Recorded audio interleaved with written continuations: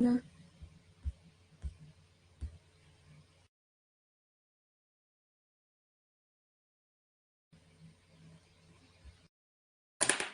Oi, tudo bem, Alice? Estão me Tudo ouvindo e me bem? vendo? Sim, perfeitamente. Só um segundinho.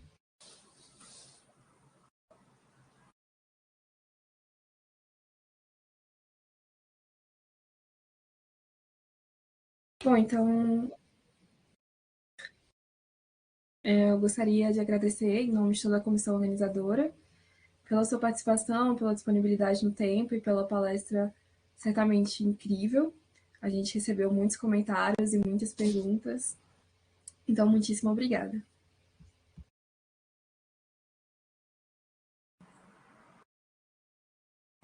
Ok. Então, eu vou começar lendo a primeira pergunta, tudo bem? Tudo bem. A primeira pergunta é da Andrea, que diz assim: boa tarde. Vocês conseguem mensurar a quantidade de animais que será necessário para alimentar certa quantidade de pessoas?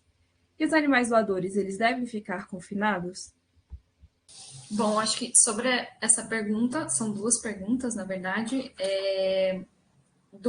tanto do ponto de vista da técnica quanto do ponto de vista ético, não vejo a necessidade de você ter um confinamento para esses animais que vão ser doadores, até porque se prevê a possibilidade de utilização, por exemplo, de células de animais que não são historicamente utilizados, né, para o consumo. Mas é claro que a gente precisa observar aquelas questões ali que eu mencionei, que são, por exemplo, se possível, conhecer o histórico de saúde do animal, e se não for possível, o ideal também é que se faça uma inspeção antes da coleta. Esse é um ponto bem crítico, bem chave, que a gente tem que garantir que o animal é saudável para você conseguir fazer esse primeiro isolamento. E sobre a quantidade de animais, né, Alice, que ela perguntou, eu acho que, na verdade, a pergunta, a gente não espera que nenhum animal seja utilizado, nenhum animal inteiro seja utilizado, né? O objetivo é que você obtenha uma amostra inicial, e a partir dessa amostra você usa as células para servir como, né, as iniciais do produto. Mas é um pouco especulativo a gente dizer o quanto precisa de amostra inicial para fazer um produto final, porque depende da via tecnológica que você vai seguir. Por exemplo, se você usar uma célula primária que tem um número de duplicações menor, você não vai conseguir fazer um produto escalar tanto a produção. Então, talvez você precisa repetir essa coleta algumas vezes.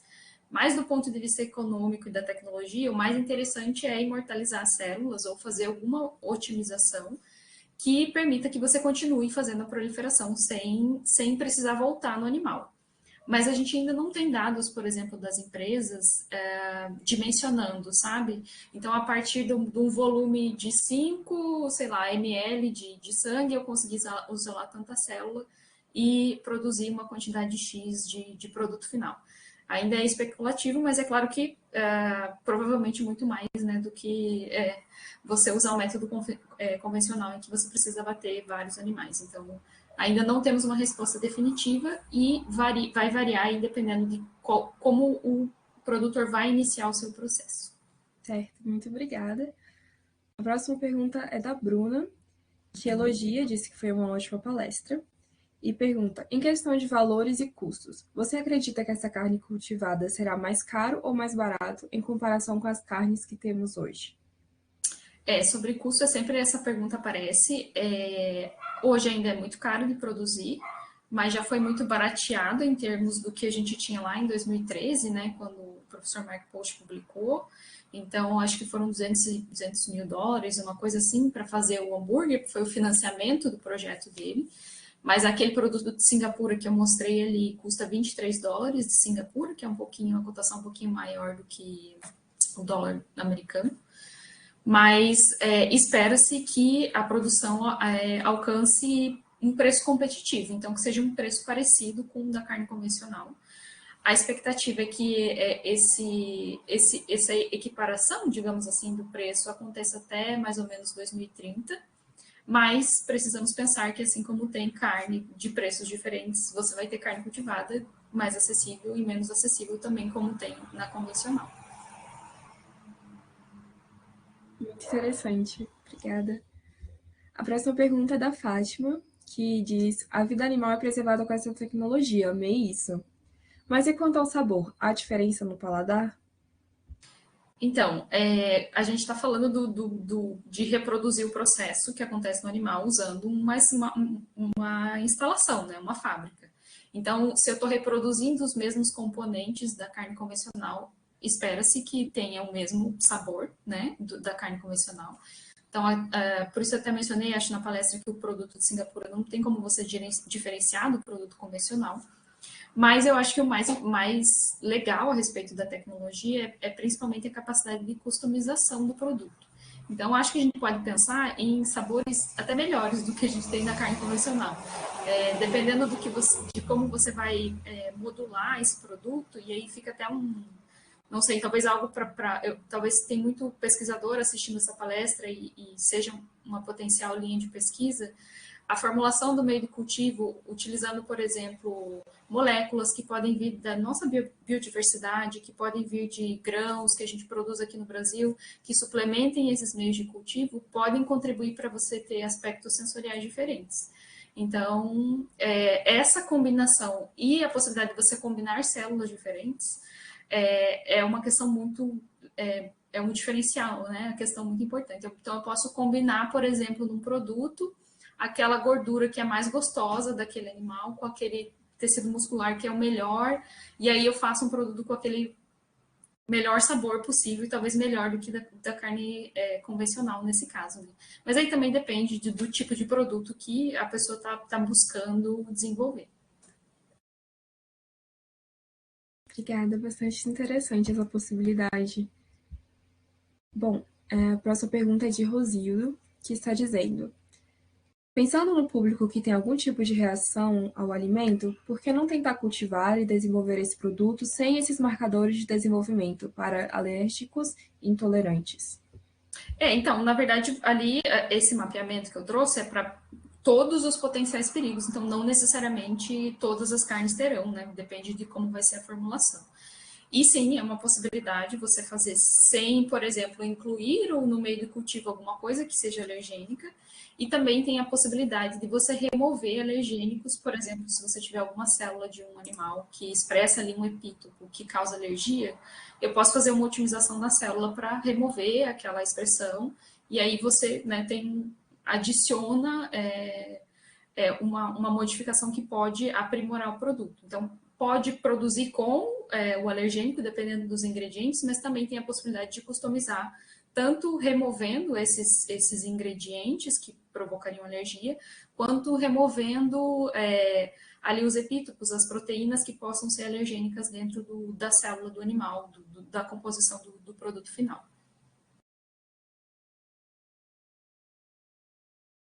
Certo, muito obrigada. A próxima pergunta é da Lívia, que está perguntando se, em termos de validade do produto cultivado, embora tenham os processos mais controlados que os convencionais, mas como ficam as características organolépticas, se assim posso chamar do produto? As características proteicas são mantidas? Eu acho que quanto às características organolépticas ali, as sensoriais, eu falei um pouquinho, que a gente espera que sejam a mesma coisa.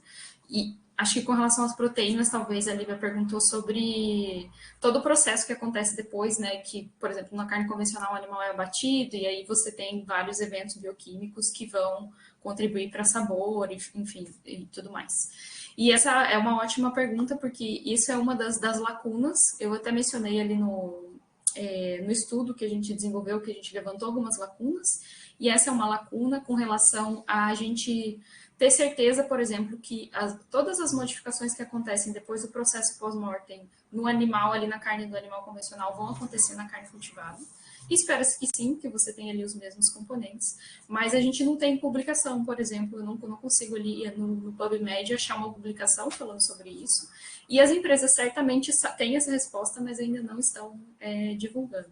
Então, isso a gente incentiva, né, a pesquisa de acesso aberto. Não os testes que são feitos para avaliar esse tipo de coisa não são complexos, então não é uma coisa que está inacessível da gente descobrir, mas a gente não tem, por exemplo, empresas, eu não consigo ir numa empresa agora ou no mercado comprar amostras e fazer meu teste de maneira independente. Então, isso ainda é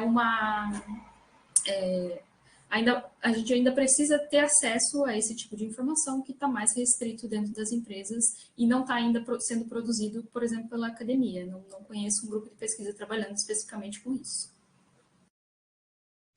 Certo. A próxima pergunta é da Vivian, que diz assim: você citou linhagens em celulares sem histórico de consumo podem causar perigos biológicos, alergênicos, etc. Nesse sentido, o protótipo que você citou, feito pela Universidade Brasileira, utilizando célula de murino, aqui apresentado nos painéis essa manhã, você acha que foi realizado para ver que é possível? Não almejam vender produto para uma empresa? Eu acho que especificamente ali o protótipo da UFMG, né, com o Cefet, ele é uma prova de conceito, então eu entendo que eles estão fazendo a padronização do processo de produção, e aí isso normalmente se faz em engenharia de tecido, você usar uma célula que é mais fácil de manipular, que você tem mais facilidade de manter a cultura para fazer a prova de conceito. Então, imagino que é esse o caminho ali, né? E é um grupo de pesquisa, não é um grupo da UFMG de uma startup, alguma coisa assim. Mas também a gente não pode esquecer que tem um mercado de carne cultivada para pet food. Então, nesse caso, também teria, por exemplo, produtos de célula, produto cultivado a partir de murino ou outros animais que são para alimentar, por exemplo, o cachorro, o gato e tudo mais. Então, essa é uma outra possibilidade, não é exclusivo a alimentação humana. Entendi, muito interessante. Obrigada pela resposta. O Dr. Luciano está perguntando: quais são os principais desafios regulatórios relacionados à importação e exportação de carne cultivada entre países com diferentes regulamentações, ou muitos ainda sem nenhuma regulamentação? Professor Luciano, eu acho que a questão principal nesse sentido é que se não tem uma previsão ali, se não tem um processo regulatório estabelecido, não tem como exportar esse produto para esse país, por exemplo, né? Então, essa é uma dificuldade, não só isso, a gente não tem uma estrutura e aí a pessoa não pode receber, por exemplo, aquele produto, porque não há uma regulamentação, mas também nesse próprio documento da FAO ali que eu coloquei no final, tem um capítulo que é só comparação, são estudos de caso de processo regulatório de países diferentes. E basicamente eles são diferentes, são todos diferentes. É Israel, Catar e acho que Singapura, e são muito diferentes entre si. O mundo ideal seria que a gente tivesse regulamentações muito próximas ou parecidas, não sei como se viabilizaria isso, porque aí você teria uma facilidade de exportar ingredientes, produto final e até falando, né, como da parte científica, uma facilidade de você inovar nesses produtos e conseguir desenvolver, né, com bastante segurança, digamos assim. Então, eu acho que seriam essa questão principal. As informações bem regulatórias eu até sempre trago aqui do time do GFI o Cabral, para quem quiser informações bem específicas, porque ele é a pessoa do regulatório. Mas eu também tento aqui enfim, responder o que for possível para vocês. Ok, obrigada. A próxima pergunta é da Débora, que está perguntando se existem estudos de detecção de prions sintéticos de mamíferos na síntese desses materiais. Pode ser pela detecção de prions normais, mas a questão seria se é possível a detecção in loco.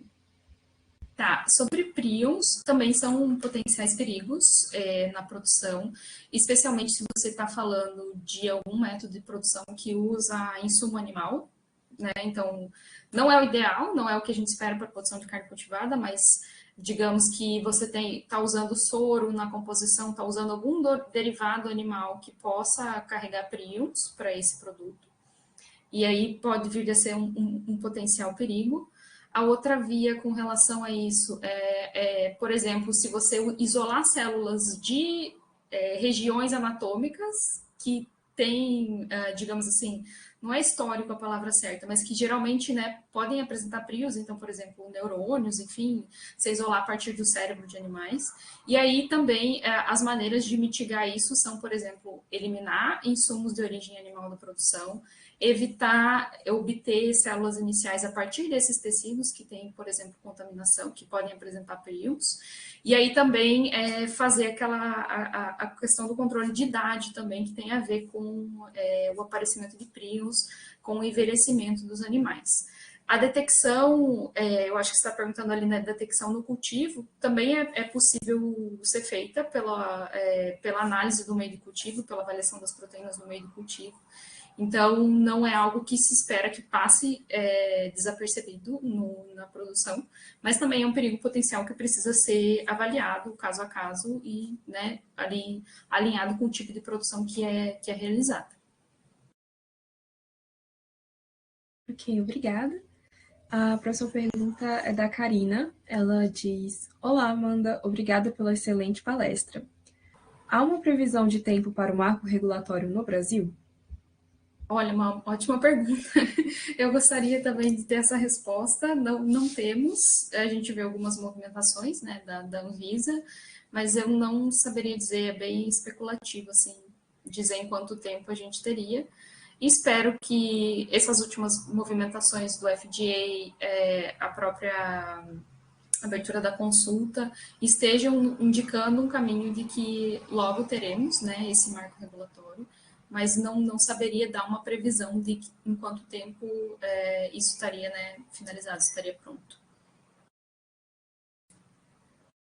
Ok, muito obrigada. Como nós já chegamos ao fim do tempo do nosso bate-papo, nós vamos precisar encerrar por aqui a sessão de perguntas, mas as perguntas que não foram contempladas serão enviadas à doutora Amanda e nós iremos retornar a vocês. Mais uma vez, muito obrigada, a doutora Amanda, foi uma excelente palestra, movimentou bastante o público e agradecemos a sua participação no nosso quarto CDNB. Obrigada, Alice, obrigada a todo mundo, professor Luciano que me convidou, fico muito feliz e honrada de participar e agradeço a todo mundo que fez perguntas, espero que tenha sido uma boa palestra, que vocês tenham aprendido aqui, tá bom? Certamente, muito obrigada. Tchau, tchau. Tchau, tchau.